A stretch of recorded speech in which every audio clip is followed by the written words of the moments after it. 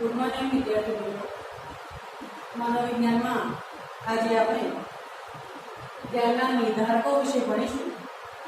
એનું કાર્ય પ્રકરણ મનોવિજ્ઞાનમાં સંવેદન, ધ્યાન અને પ્રત્યક્ષીકરણ. તો આગળના વિડીયોમાં આપણે સંવેદન, ધ્યાનનો અર્થ, એની વ્યાખ્યા, એના પ્રકારો વિશે જોઈ ગયા.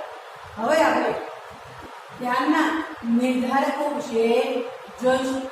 તો ધ્યાનના નિર્ધારકો જે છે એ બે છે.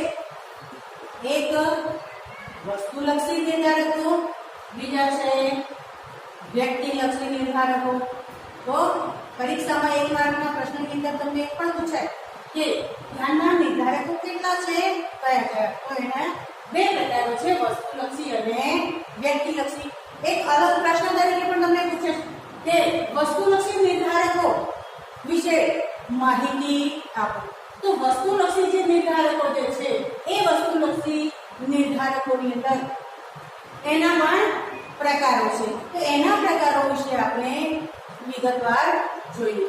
તો વસ્તુલક્ષી નિર્ધારકોમાં અહીંયા નીચે એના પ્રકારો પણ આપેલા છે કે કયા કયા ઉદ્દીપકો જે છે એને કારણે એ વ્યક્તિનું ધ્યાન એ તરફ ખેંચાય છે. તો પહેલું નિર્ધારક છે ઘટક છે ઉદ્દીપકની તીવ્રતા. તીવ્રતા એટલે કે ઉદ્દીપક જે છે એ ઉદ્દીપકની તીવ્રતા કેટલી છે? તો સામાન્ય તીવ્રતા જે છે એ સામાન્ય તીવ્રતા વ્યક્તિનું વધારે ધ્યાન ખેંચતી નથી, પણ એ અતિશય વધારે તીવ્ર જો અવાજો હોય, અતિશય વધારે પ્રકાશ હોય તો વ્યક્તિનું તરત જ એ તરફ ધ્યાન ખેંચે છે. કે જેમ કે 108 ઇમરજન્સી એમ્બ્યુલન્સ જ્યારે રસ્તા ઉપરથી પસાર થતી હોય ત્યારે આપણે રસ્તા ઉપર પસાર થતા હોય તો સાહજિક રીતે ઓટોમેટિક વ્યક્તિનું ધ્યાન એ તરફ પહોંચી જાય છે. એ જ રીતે સામાન્ય રીતે કોઈ પણ કાર્ય કરતા હોય, અચાનક કોઈ ધડાકો થાય તો એ અચાનક ધડાકો થાય તો તરત જ વ્યક્તિનું ધ્યાન એ તરફ જાય છે. માટે કે ઉદ્દીપકની તીવ્રતા કેટલી છે? જો તીવ્રતા વધારે હોય, અતિ તીવ્ર હોય તો તરત જ એના ઉપર વ્યક્તિનું ધ્યાન અવશ્ય પહોંચી જાય છે. તો એનું નિર્ધારક છે. બીજો છે ઉદ્દીપકનું કદ. કદ એટલે આકાર. તો કદ કેવું? નાનું મોટું. કોઈ પણ દુકાન હોય, કોઈ પણ મોલ હોય, કોઈ રસ્તા ઉપર આપણે પસાર થતા હોય તો કોઈ વસ્તુનું કદ જે છે એ કદ જો સામાન્ય હોય તો જલ્દી વ્યક્તિનું ધ્યાન એ તરફ જતું નથી. પણ જો એનું કદ મોટું હોય તો વ્યક્તિનું ધ્યાન તરત જ જાય છે.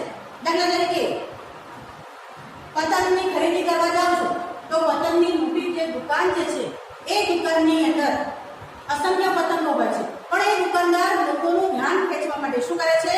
એક મોટો પતંગ બનાવીને પોતાની દુકાન આગળ ભરાવી દે છે કે જેથી દરેક વ્યક્તિનું ધ્યાન એ પતંગ ઉપર જાય છે. એ જ રીતે આપણે ઘણીવાર મેડિકલની દુકાનની અંદર તમે જુઓ તો મોટી કેપ્સ્યુલ આગળ દુકાનની આગળ લટકાવી હોય છે. તો દુકાનમાં જ્યારે તમે એન્ટર થાવ ત્યારે તરત જ વ્યક્તિનું ધ્યાન શેના ઉપર જાય છે?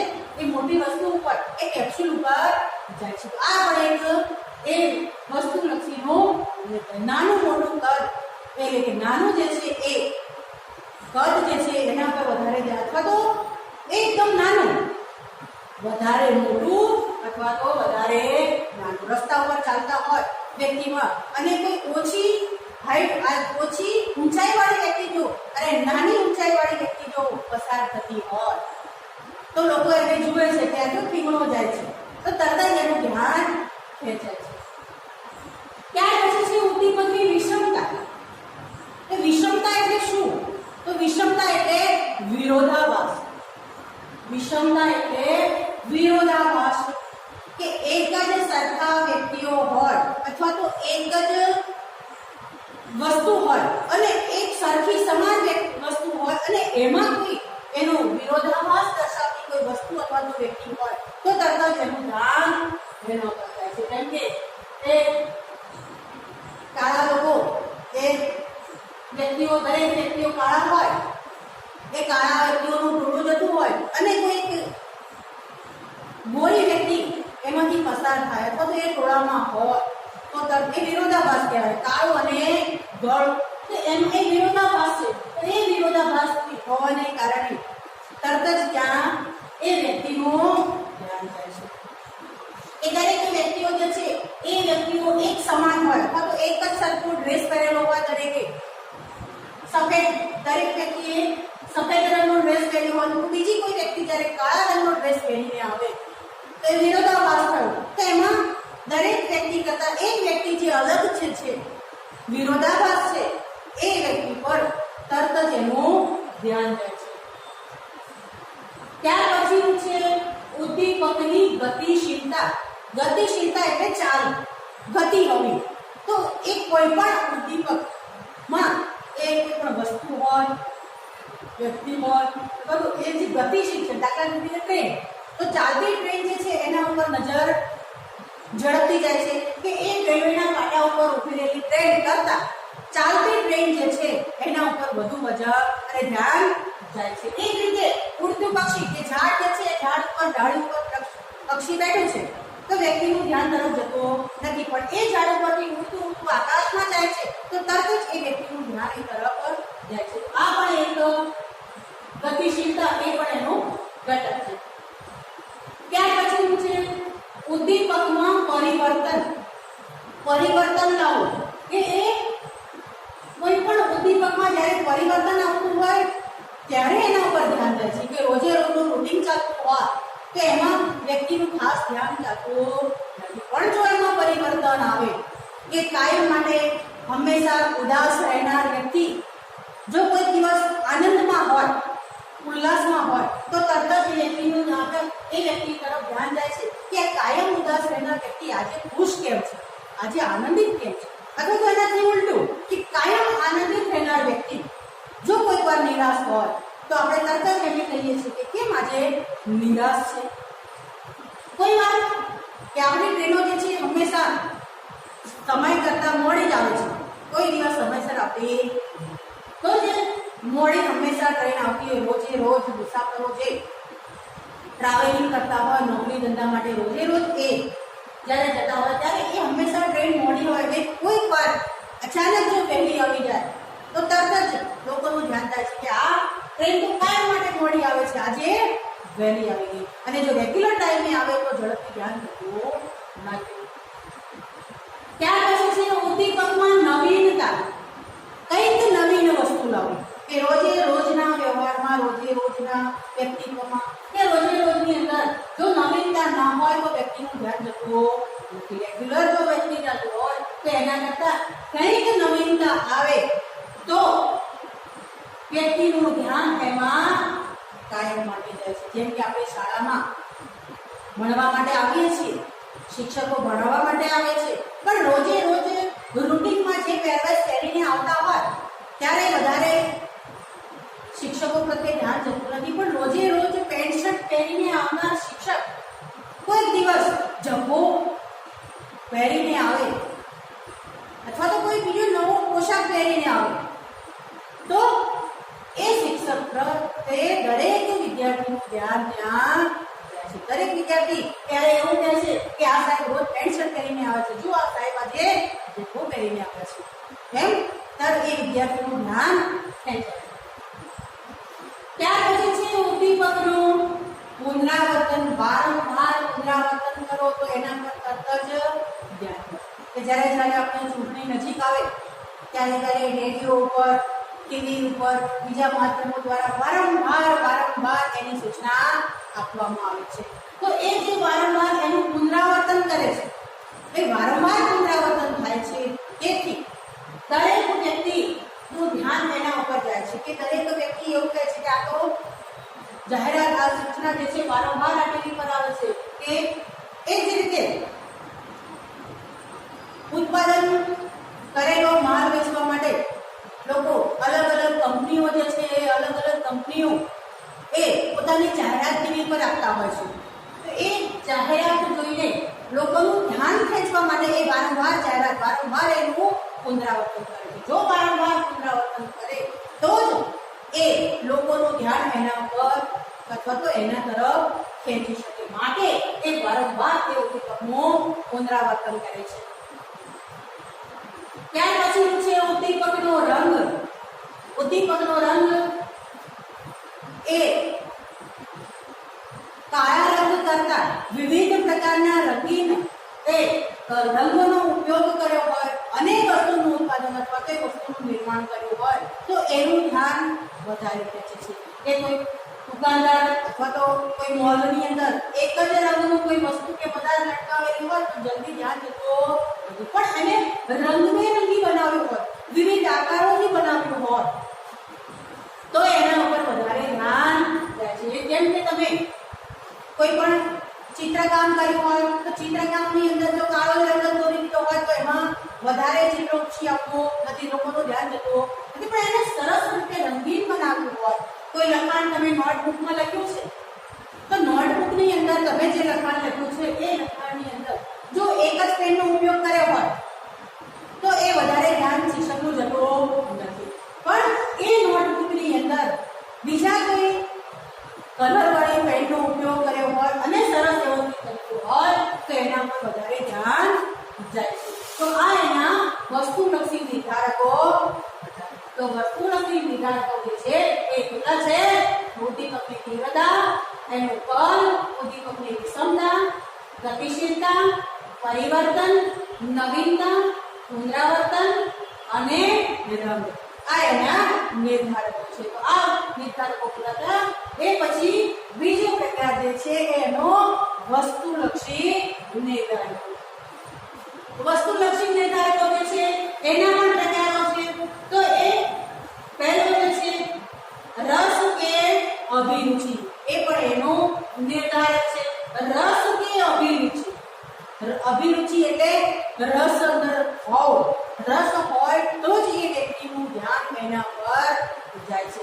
જેમ કે કોઈ સંગીતકાર છે તો સંગીતકાર એ પોતે તો સંગીતકારને શેમાં રસ હોય? સંગીતમાં રસ હોય. તો જે સંગીતકારને સંગીતમાં રસ જે છે, સંગીતમાં રસ હોય તો જ એને સંગીતકાર કહેવાય. તો એ જે સંગીતકાર જે છે એને જે જુદા જુદા વાજિત્રો જે છે, સંગીતના જે વાદ્યો જે છે એના પર વધારે ધ્યાન જાય છે. તે જ રીતે ક્રિકેટના રસિયાઓ હોય અને જ્યારે ક્રિકેટ મેચ ચાલતી હોય, નોકરી ધંધા પર જવાનું હોય, વિદ્યાર્થીઓને ભણવા જવાનું હોય, પણ રસ્તા પર પસાર થતા ક્યાંક પાનના ગલ્લા ઉપર, દુકાન ઉપર, ટીવી પર ત્યાં મેચ ચાલતી હોય અથવા તો કોમેન્ટ્રી સાંભળવા મળતી હોય તો તરત જ એમનું ધ્યાન ત્યાં જાય છે. કેમ? કારણ કે એમને ક્રિકેટમાં રસ છે. એ જ રીતે એટલે કે જે વ્યક્તિને જેમાં રસ હોય એ તરફ વ્યક્તિનું ધ્યાન જાય છે. માટે કહેવાય છે રસ કે અભિરુચિ. અભિરુચિ એટલે ગમવું. જે વસ્તુ અથવા તો જે પદાર્થ, જે કઈ વસ્તુ, જે કઈ રમત ગમત એના ઉપર જ્યારે એને વધારે રસ હોય ત્યારે એના પર ધ્યાન એનું ખેંચાય છે. બીજું છે ટેવ. એનું બીજું નિર્ધારક છે ટેવ. તો કેટલાક વ્યસની લોકો જે છે કે જે બીડી, તમાકુ અથવા તો નશીલા પદાર્થો જે છે એનું સેવન કરે છે. તો જ્યારે આ લોકો બીડી કે તમાકુ કે નશીલા પદાર્થોનું સેવન કરે છે તો એનું ધ્યાન શેના ઉપર જાય છે? પાનના ગલ્લા ઉપર અથવા તો જે વસ્તુ જ્યાં જે એ વસ્તુનું વિતરણ થાય છે એ ઉપર વધારે ધ્યાન જાય છે. કે દાખલા તરીકે કે 8-10 મિત્રો રસ્તા ઉપર અથવા તો બહાર ફરવા નીકળ્યા છે, પણ એમાંનો એક જ વ્યક્તિ એવો છે કે જેને આ બીડી, તમાકુ કે નશીલા પદાર્થનું સેવન કરવાનું એને ટેવ છે. તો જો સાથે નીકળેલા મિત્રો જે છે એના કરતા જે વ્યક્તિને, જે મિત્રને એની ટેવ છે એનું ધ્યાન ગલ્લા પર વધારે જાય છે. એટલે કે એની ટેવ છે માટે બીડી, તમાકુ કે આવા પદાર્થો પર એનું ધ્યાન વધારે જાય છે. એના પછી છે શિક્ષણ.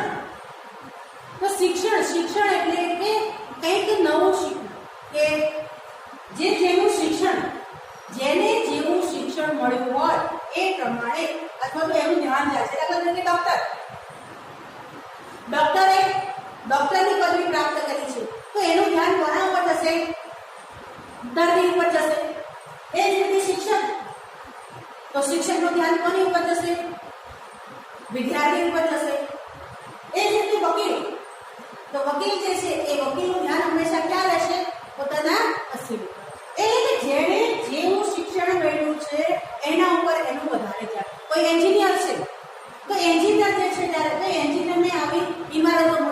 ઇમારતો જે છે બિલ્ડિંગો જે બને છે એના ઉપર એનું વધારે ધ્યાન જાય છે. એના પછી છે મનોશારીરિક સ્થિતિ. તો મનોશારીરિક સ્થિતિ એટલે માનસિક સ્થિતિ. તો માનસિક સ્થિતિ ને આ એક વસ્તુલક્ષી નિર્ધારક તરીકે કેમ ઓળખો કે ક્યારેક આપણે કોઈ પણ શરીરના અવયવમાં અંગમાં કંઈક વાગેલું હોય, પગે વાગ્યું હોય અથવા હાથે કે શરીરના કોઈ પણ અંગમાં કોઈ ઈજા થઈ હોય તો એ વ્યક્તિનું ધ્યાન સતત એ તરફ ગયા કરે છે, કારણ કે એમાં વેદના થતી હોય છે, એટલે કે મનોશારીરિક સ્થિતિ. તો એ વેદનાને કારણે, ઘા વાગવાને કારણે સતત એ વ્યક્તિનું ધ્યાન વારંવાર એ તરફ જતું હોય છે. તો આ એના વસ્તુલક્ષી નિર્ધારકો થયા.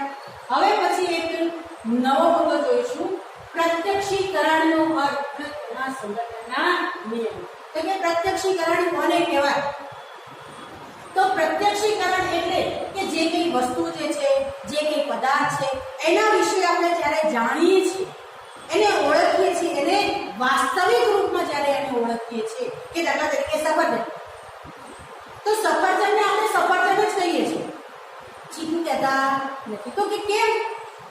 કે આપણે એને ચોક્કસ રૂપમાં ઓળખીએ છીએ, એનું પ્રત્યક્ષીકરણ છે, આપણે એને જાણીએ છીએ.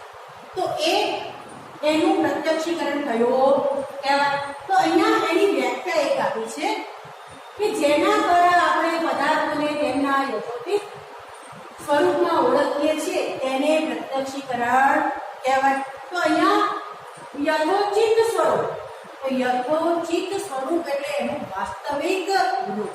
એ વાસ્તવિક રૂપમાં જ્યારે એને આપણે ઓળખીએ છીએ ત્યારે એને પ્રત્યક્ષીકરણ કહેવાય. તો એ પ્રત્યક્ષીકરણ જે છે એ પ્રત્યક્ષીકરણના સંગઠનના કેટલાક નિયમો છે. તો પહેલું છે સમાનતા.